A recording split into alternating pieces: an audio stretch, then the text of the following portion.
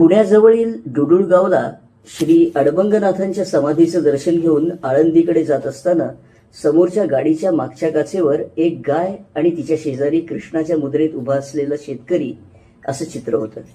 गाडी चालवत असलेले कृतीनदादा म्हणाले, हा शर्यतीचा बैल आणि शेतकरी आहे. पण श्री दादा म्हणाले, मला तर कृष्ण आणि त्याची गाय दिसते आहे. आम्ही जेव्हा आळंदीला पोहोचलो तेव्हा अचानक तिथे वडगावचे निमकर काका आणि सोबत एक सावळा मुलगा दिसला. त्याच्याकडे पावा होता. आम्ही घाईत असल्या कारणाने माऊलीचं दर्शन महाद्वारातूनच करून येतो असं म्हणून काकांचा निरोप घेतला. दर्शन करून आल्यावर एका चिंचोळ्या गल्लीत काका आणि त्या मुलाचं पुन्हा दर्शन झालं. काकांनी ओळख करून दिली, हा अर्णव ढोबळे, माझ्या मुलीचा मुलगा. दादांनी त्या मुलाला भेट म्हणून 100 रुपये दिले. त्यावर काका म्हणाले की यांना एक धून ऐकव. त्यावर दादा म्हणाले, तू धून वाजव, पण कृष्णासारखा देवडा चरण ठेवून वाजव. त्यांनी धून वाजवली आणि अंशुल महाजन, श्री क्षेत्र आळंदी, रविवार दिनांक 26/4/26.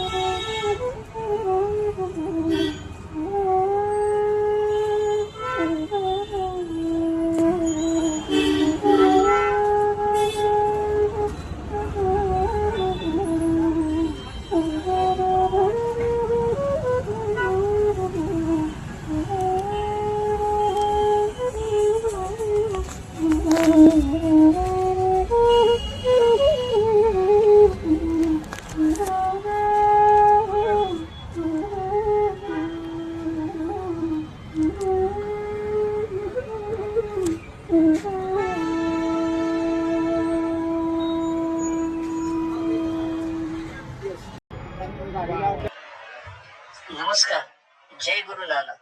हा व्हिडिओ बघितला आणि मी अलिप्तपणे विचार करू लागलो, काय हे खरं असेल की घडवून आणलेलं नाट्य असेल? हे अंधश्रद्धेला खत पाणी घालणं तर नाही. मनात विचारांची वावटळ उठली. मी विचार केला की एकांगी मत बनवण्यापेक्षा या विषयावर गोडबोले दादांशी चर्चा करावी. त्याला फोन लावला आणि थेट विषयालाच हात घातला. दादा, व्हिडिओ बघितला, त्याचा अर्थ असा होतो की तुमच्या मनात विचार आला आणि काही वेळातच तुम्हाला बासरी वाजवणारा मुलगा दिसला. तुम्ही भाव विभोर झाले, जणू तुम्हाला कृष्ण दर्शनच झाले. मी दादांशी नेहमीच मन मोकळेपणाने बोलतो. दादा, हा प्रसंग खरोखरच घडला की हे नाट्य होतं? दादा म्हणाले, अरे रवी, अगदी 16 आणे खरा प्रसंग आहे. रविवार असल्या कारणाने आम्ही आधी डुडुळगाव आणि नंतर आळंदीला जायचं ठरवलं. कृतीन दादा, मी, अंशुल दादा आणि स्वप्नील दादा असे 4 जण निघालो. आम्ही तिघे कृतीन दादाच्या लाल गाडीत होतो. मी पुढे आणि अंशुल दादा मागे बसला होता. स्वप्नील दादा त्याच्या मोटरसायकलवर होता. महाराजांसाठी फळं घेतली आणि श्री अडबंगनाथांचं मनसोक्त दर्शन करून आळंदीच्या दिशेने कूच केलं. बराच वेळ समोर एक गाडी होती. त्यावर एक शेतकरी आणि बैल किंवा गाईचं चित्र होतं. मी कृतीन दादाला म्हटलं, तो बघ, गोपाळ कृष्ण आणि त्याची गाय. त्यावर कृतीन दादा म्हणाला, नाही दादा, तो शेतकरी आणि त्याचा बैल आहे. मी त्यावर ठामपणे म्हटलं, मला तर कृष्ण, गोपाळ आणि त्याची गाय दिसते. का कोण जाणे, पण मला तीव्रतेने कृष्णाची आठवण झाली. मी मनोमनच वृंदावनात गेलो. रविवारचा दिवस असल्याने आळंदीला रांग असणार. मला तर लवकरच नागपूरला परतायचं होतं, म्हणून महाद्वारातूनच माऊलीचं दर्शन करण्याचा निर्णय सर्वांनीच घेतला होता. माऊलींच्या महाद्वारात साष्टांग दंडवत घातला आणि हृदयाचा बांध फुटला. काही क्षण माऊलीची करुणा भागली आणि आम्ही तिघे गाडीकडे परतलो. कृतीनंतर दर्शनाला जाणार होता. लगेचच परतायचं असल्याने गाडी पार्किंग मध्ये लावली नव्हती. आम्ही गाडीजवळ पोहोचलो. कृतीन दादा 5 मिनिटात दर्शन करून आला. आणि काय आश्चर्य, मगाशी भेटलेले निमकर काका आणि तो सावळा मुलगा गाडी लगतच्या चिंचोळ्या गल्लीत उभे होते. मग तो पुढचा प्रसंग घडला. अंशुल दादा आणि कृतीन दादानी त्या प्रसंगाचं चलचित्रण केलं. तू बघितलंच आहेस सगळं. रवी, आता तुझ्या मनातल्या शंकासुराला शांत करू. दादा शांतपणे म्हणाले. रवी म्हटलं तर ही ईश्वरी लीला आहे, नाहीतर एक सामान्य प्रसंग आहे. हे दोघे चित्रण करणार आहेत हे मला ठाऊक नव्हतं ना. त्या अर्णवला ज्ञात होत. जे घडलं ते अगदी सहज घडलं. अर्णवनी किती तल्लीनतेने बासरी वाजवली आहे आणि मी सुद्धा देहभान विसरलो होतो. मला आसपासच्या इतर मंडळींचा पूर्ण विसर पडला होता. माझ्या विश्वात तेव्हा फक्त आम्ही दोघच होतो, मी आणि तो बन्सीधर. तू एक नोट केला असशील, धून पूर्ण ऐकल्यावर जेव्हा अर्णवनी डोळे उघडले तेव्हा तो किती ओशाळला हसला. मी नमस्कार करून बसलेला बघितल्यावर तो काहीसा विचलित झाला.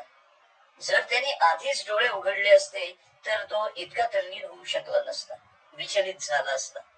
स्वाभाविक आहे. अगदी 9वीची परीक्षा दिलेला 14-15 वर्षांचा मुलगा तो. एक 60 पार केलेला माणूस विचित्रासारखा आपल्याला नमस्कार करतोय हे त्याच्या बालमनाला पेलवलं नसतं. मग कदाचित पुढचा प्रसंगही घडला नसता. रवी, या प्रसंगात मी आणि अर्णव वेगळ्याच भाव विश्वात होतो. आम्हा दोघांच्या स्थूल आणि सूक्ष्म देहावरचा मायेचा पगडा खूपसा शिथिल झाला होता. ही असते भावावस्था. असं म्हणतात, शिव भूत्वा शिवम यजेत, म्हणजे शिव बनून शिवाची पूजा करावी. आम्ही दोघही मायेच्या प्रभावातून काहीसे मुक्त होऊन बहुतांशी त्या आत्मदेवाच्या प्रभावात होतो. पूर्ण देहभान हरवलं असतो तर भावसमाधीच लागली असती, पण मी काही अंशी देहभानावर होतो. आता समोरच्या गाडीवर दिसलेल्या चित्रात मला गोपाल कृष्णाचा भास होणं, मी भाव विश्वात हरवणं, अचानक ती पावा घेतलेली सावळी तनु दिसणं, त्याच विचारात माऊलीला साष्टांग दंडवत घालणं, मग माऊली समोर रित मन करणं आणि पुन्हा त्या सावळ्या मुलाचं दर्शन होणं, सगळंच कसं आकस्मिक होतं, माझ्या विचारांच्या पलीकडचं. रवी, हा योगायोग नाही वाटत मला, हीच ती ईश्वरी लीला. मी काहीसा भांबावलो. पुढे तो अविस्मरणीय प्रसंग घडला. ही अंधश्रद्धा नाही बरं रवी, ही खरी डोळस श्रद्धा. या प्रसंगात आणखी एक व्यक्ती ही भावविभोर झाली आहे, ते आहेत निमकर काका. त्यांनी एक हात कसा नकळत वर केलाय, बघितलंस ना. अशी भावावस्था जेव्हा कायम टिकते तेव्हा साधक खऱ्या अर्थाने माऊलीच्या महाद्वारात उभा असतो. तेव्हा ईश्वराची इच्छा हीच आपली इच्छा होऊन जाते आणि त्यालाच म्हणतात सिद्धत्व. रवी, तोवर आपण असं विविध क्षण अनुभवत नामस्मरण घट्ट करत राहायचं. नंतरही फोनवर दादा खूप वेळ बोलत होते. फोन ठेवल्यावर मी पुन्हा व्हिडिओ बघितला. आता मलाही अर्णव कृष्णासारखा भासला. रवी साखरे, अमरावती.